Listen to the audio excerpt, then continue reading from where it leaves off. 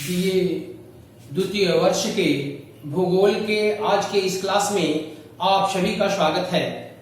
आज हम द्वितीय प्रश्न पत्र के अंतर्गत बात करेंगे भारत में नगरीकरण की प्रवृत्तियां एवं प्रतिरूप के बारे में।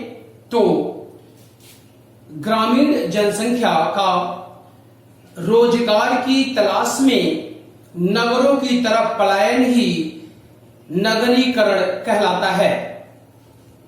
ये नगरीकरण कई कारणों से होते हैं। भारत में नगरीकरण का इतिहास काफी लंबा रहा है, क्योंकि प्रारंभ से ही भारत में कृषि का निर्वाहक स्वरूप रहा है तथा उद्योगों का अत्यधिक स्थानीयकरण व परिवहन का कम विकास हुआ है। साथ ही ग्रामीण क्षेत्रों में अन्य क्षेत्रों से नगरों की ओर स्थानांतरण भी धीमा रहा है, जबकि नगरीय जनसंख्या की प्राकृतिक वृद्धि दर कम रही। सन 1901 में भारत में कुल 1851 नगरीय स्थानों में कुल 2.58 करोड़ व्यक्ति निवास करते थे, जिनमें भारत की तत्कालीन राजधानी कोलकाता भारत का सबसे बड़ा नगर था, जिसकी जनसंख्या 14,88,330 थी।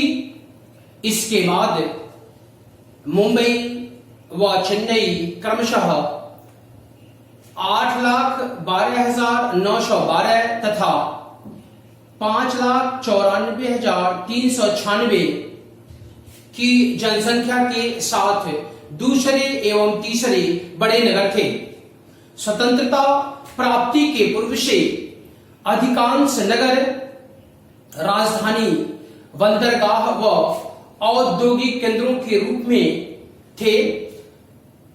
20वीं शताब्दी में हुई नगरीकरण की प्रवृत्तियों के आधार पर भारत को कई कालिक भागों में विभाजित किया जाता है। पहला है धीमा नगरीकरण काल। यह काल सन 1901 से 1931 के मध्य का रहा है। इस बीच में महामारियों एवं प्राकृतिक आपदाओं का प्रभाव अधिक रहा। परिणाम स्वरूप नगरीय जनसंख्या में धीमे विकास के साथ ही अनेक बार ह्रास का दौर भी रहा है। इस अवधि में सन 1903 से 1908 तक का अकाल, 1904 का प्लेग, सन 1905 से 1908 का मोतीझरा व 1908 का मलेरिया आदि प्रमुख प्रकोप प्रभावी रहे। इस प्रकार सन 1901 से 1931 तक नगरीय जनसंख्या 10.8% से बढ़कर केवल 11.9% ही हो पाई थी। दूसरा जो नगरीकरण काल है वो मध्यम नगरीकरण काल है। यह काल सन 1931 से 1961 के दौरान माना गया है, जब नगरीकरण धीमी गति से हुआ, जिसका प्रमुख कारण उद्योगों के विकास के प्रयास तथा प्राकृतिक आपदाओं से सुरक्षा रहे हैं। इसी दौरान नए खदान क्षेत्रों का विकास किया गया। कृषि विकास में कपास की कृषि बढ़ने से सूती वस्त्र उद्योग का विकास हुआ। अगला काल उच्च नगरीकरण काल का है। यह काल सन 1961 से सन 2011 तक का रहा है, जिसमें नगरीकरण उसमें नगरीय जनसंख्या 1961 में 8.9 से बढ़कर 2011 में 31.2 करोड़ हो गई। इसके प्रमुख कारणों में ग्रामीण क्षेत्रों से नगरों की ओर बढ़ता प्रवास, मृत्यु दर में कमी से प्राकृतिक वृद्धि दर में बढ़ोतरी, तीव्र औद्योगिक विकास, परिवहन विकास आदि हैं। शहरों में बढ़ते रोजगार के अवसरों ने ग्रामीण जनता को अधिक स्तर पर आकर्षित किया है। अब हम बात करते हैं भारत में नगरीकरण का प्रवृत्ति एवं क्षेत्रीय प्रतिरूप के बारे में। तो सन 2000 की जनगणना के आंकड़ों के अनुसार भारत की कुल जनसंख्या 31.2% भाग नगरीय क्षेत्र में निवास करती है, लेकिन प्रदेश विशेष में इसमें असमानता पाई जाती है।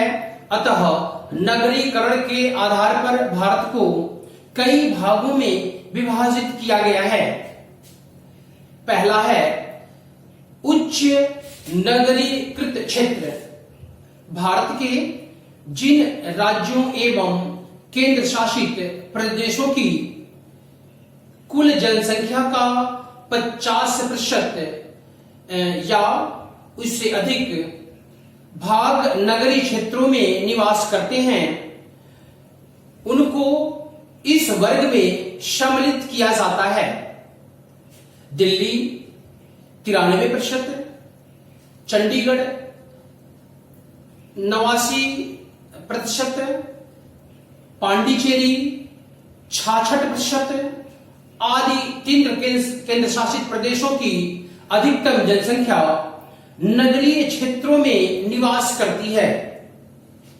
दूसरा क्षेत्र सामान्य नगरीकृत क्षेत्र है।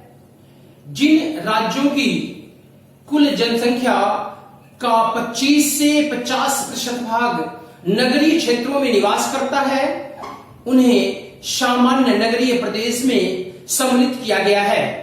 इसके अंतर्गत गोवा 49.77, मिजोरम 49.50, तमिलनाडु 45.86, महाराष्ट्र 42.4, गुजरात 37.35, कर्नाटक 35.98, पंजाब 33.95, पश्चिम बंगाल 28.03, केरल 25.97 आदि राज्यों को सम्मिलित किया जाता है। इसके अतिरिक्त दमन एवं दीव केंद्र शासित प्रदेशों की भी 36.25% जनसंख्या नगरों में निवास करती है। तीसरा है निम्न नगरीकृत क्षेत्र। जिन राज्यों की कुल जनसंख्या का 15 से 25% भाग नगरीय क्षेत्रों में निवास करते हैं, उन्हें निम्न नगरीय क्षेत्र में सम्मिलित किया जाता है।